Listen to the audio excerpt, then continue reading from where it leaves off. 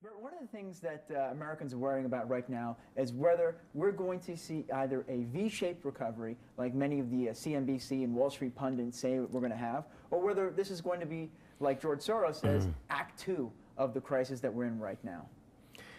Yes, not that I agree with George Soros most of the time, but this time he may be right. Yes, my view has been since last year that what we saw was just a bear market rally in the stock market and in the economy, which you normally have after a crash. We had a crash in 2008 and 2009.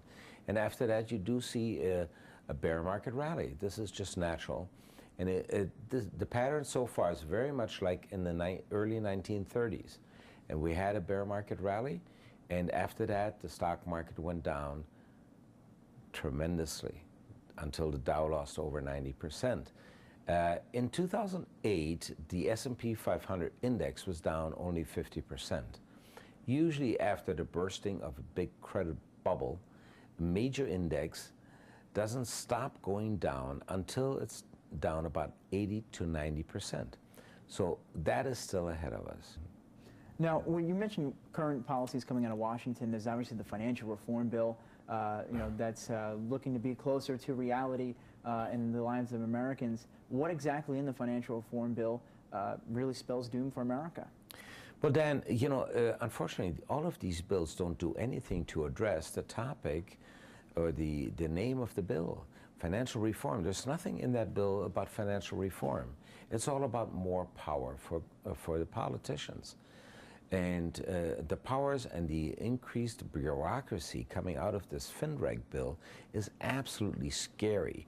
They have the power to take any amount of money or all of your money out of your bank account without prior notice, no notification, no recourse when they do it, out of everyone's bank account. This is very much like Argentina. Remember a few years ago, Argentina ran out of money. They confiscated all the retirement accounts that people had at the banks. They just confiscated the accounts.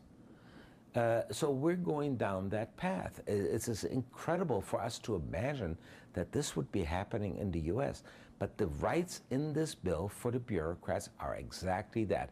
They can actually put you into the poorhouse at will any time of the day. Now, one of the places that many people are optimistic on, not the U.S., is China. And with China being the world's most populous nation, with approaching now 1.5 billion people, many people are looking at Chinese markets, whether they be in technology, real estate, as the new growth markets.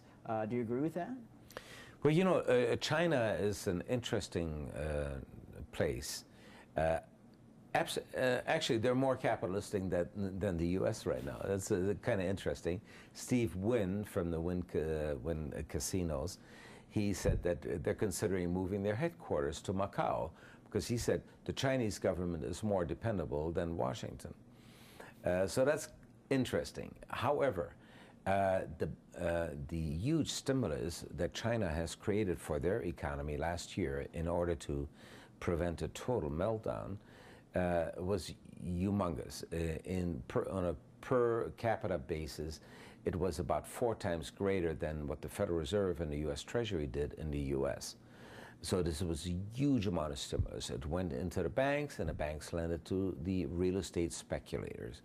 So the speculators drove real estate prices up to obscene levels, to levels that no one really can afford, or most people in China cannot afford. Do you think the U.S. could paper over a Chinese real estate bubble burst? No way. China has been the biggest financier of U.S. debt. And even China, if they would commit all of their reserves to buying U.S. debt, it wouldn't be sufficient to finance the U.S. debt. So now that they're going to have their own immense problems in China, they're not going to commit any more money to U.S. treasuries. Bert Dohmen, founder of Dohmen Capital Research Institute.